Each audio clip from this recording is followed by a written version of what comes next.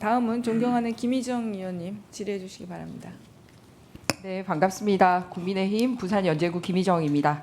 후보자님 수고 많으십니다. 네. 후보자님 어제 부동산 관련된 질의가 많았었고요. 그 부동산 관련돼서는 정당하게 운영되지 못한 부분에 대한 지적이 있었습니다. 하지만 또 이 다주택 다부동산 보유다 보니 총리 지명 받으시고 이 정리하려는 노력을 보이신 점은 있어요. 그래서 주택 장관 시절에는 총 5채 가지고 있다가 이번에 총리 인준 받을 때 4채 있었는데 이 중에 3채를 처분한 거죠. 네, 네 채였는데 3채를 처분한 겁니다. 아, 양주 주택도 그거는 현재 지분이긴 지분만, 하지만 네. 주택으로 해서 저희 재산 신고에 들어와 있습니다. 네, 지분 네. 부분도 지금 이번에 그것도 해결해서 뭐 실질적으로 한 채로. 네, 그래서 제가 말씀드렸듯이 네. 5가지 중에 아, 네, 예, 예. 하나가 네. 남았다. 건물 3채 그대로 있고요. 그다음에 부동산 20건 중에 건물에 속해 있던 거는 처분이 됐고 어쨌든 총 27건 저희에게 보고가 됐었습니다. 그런데 거래 내역 중에 제가 보기에는 일반적이지 않은 거래가 발견된 게 있어서 좀 확인을 했으면 합니다. 어제 후보자님이 답변하신 중에 이렇게 여러 가지 부동산이 있었는데 부동산 수익을 기대했던 거는 오피스텔 뿐이었다라고 답변하셨는데 맞습니까? 네, 뭐 제가 사무실로 퇴직하고 사무실로 쓰거나 뭐 해외 나가 있기도 하고 하니까 그럴 때는 뭐 월세 수익을 기대하지 않을까라는 부분에 말씀을 드린 네, 부분이 그래서 있습니다. 부동산 수익을 기대한 건 오피스텔 뿐이었다라고 어제 이 자리에서 답변을 네. 하셨습니다. 네. 그랬는데 이 부분 관련돼서 좀 수상한 거래를 했어요. 이 월세를 지금 현재 시세가 보증금 5천에 월세 400이 있거나 또는 보증금 3천에 월세 430인데 파격적인 조건 월세 1,000만 원 아니 보증금 1,000만 원에 월세 150으로 이렇게 했더라고요.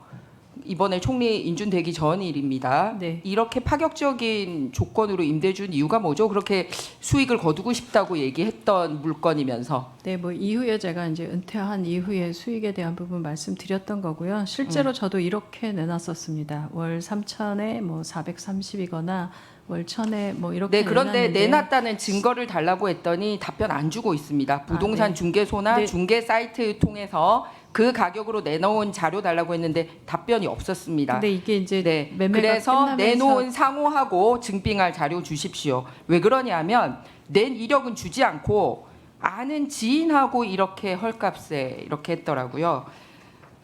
심지어는 저한테 답변이 매달 관리비 60만 원 지출되고 있는 게 있어서 저렴하게라도 임대하는 게 낫겠다 이렇게 얘기를 했는데 앞뒤 말이 안 맞는 게 뭐냐면 입주 축하금 1,000만 원 받아가라 한 것도 안 받아갔더라고요. 그래서 그 돈 1,000만 원을 안 받아가면서 매달 60만 원 이 월세 나가는 게 무리가 돼서 이렇게 3분의 1 가격에 내놨다라는 게 납득이 안 되더라고요. 그 법인하고 후보자 도대체 어떤 관계입니까? 이렇게 헐값에 준 이 법인하고 또는 그 법인의 대표인 이희 원장하고 어떤 관계입니까?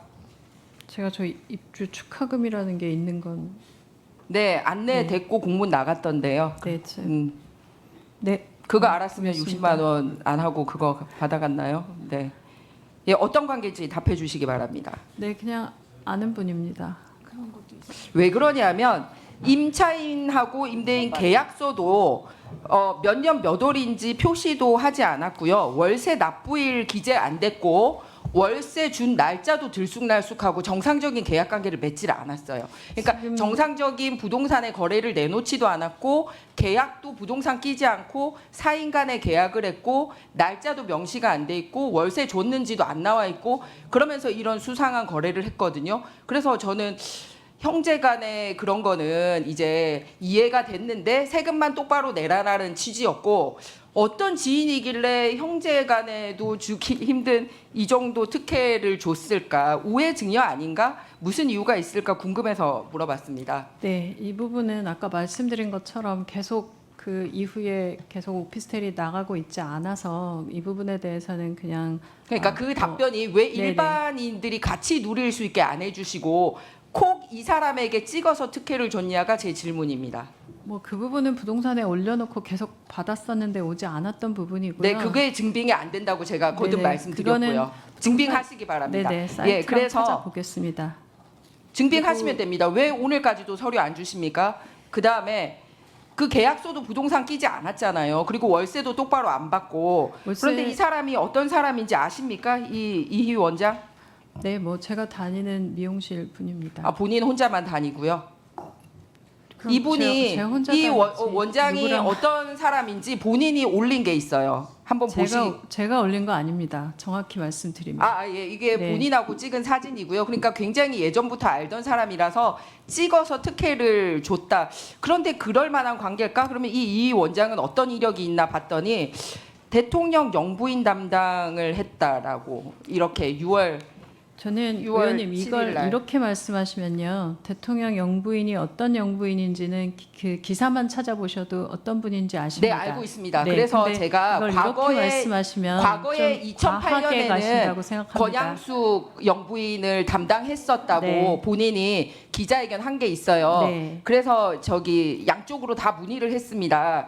권양숙 이 영부인 이외에 다른 영부인을 담당한 적이 있냐라고 얘기했더니 그때부터 연락이 두절이 됐습니다. 이분이. 그래서 왜 이 저기 그동안 2008년이나 2011년까지는 권양숙 영부인 담당했다고 하다가 갑자기 6월 7일 날 10몇 년간 자랑하지 않던 글을 올리면서 이 총리 지명된 이틀 뒤에 이 자랑을 하는 글을 올려요. 그리고 이 사람에게 헐값에 다시 매매까지 합니다. 며칠 뒤에.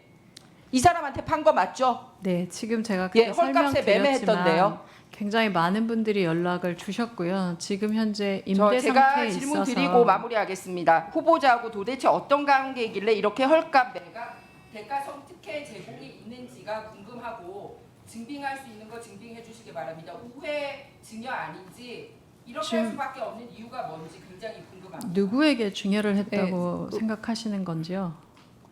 아, 그게 아니면 네. 대가성 특혜 제공으로 보이는데 그러니까 무슨 대가를 제가 미용실 원장님께 받을 수 있을까요?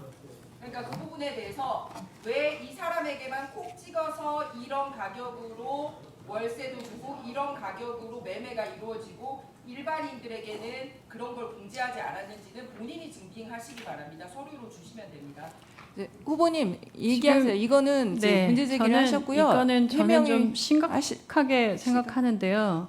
지금 의원님들이 지적해주신 부분들 제가 돈을 버는 과정이 아니고 돈을 쓰는 과정에서 가족들과의 증여 문제나 이런 부분에 대한 부분들은 제가 달게 받겠습니다. 그리고 아까 뭐 유영아 의원님 말씀 주신 것처럼 집에 뭐 좀 불편함을 제가 너무 그 가볍게 여긴 부분들도 달게 받겠습니다. 다만 지금 부분은요. 제가 다니는 미용실의 원장님하고 알아듣고 있었고 그리고 나가지 않는 월세를 원장님 갑자기 사무실 쓰고 있는데 이런 것들이 있겠냐라는 얘기가 있어서 제가 그냥 그 부분을 지금 안 나가는 거니까 싸게 드린 건데 그 부분에 대해서 대통령 영부인 말씀까지 하시면서 이렇게 오시는 건 저는 이건 수용하기 어려운 수준입니다.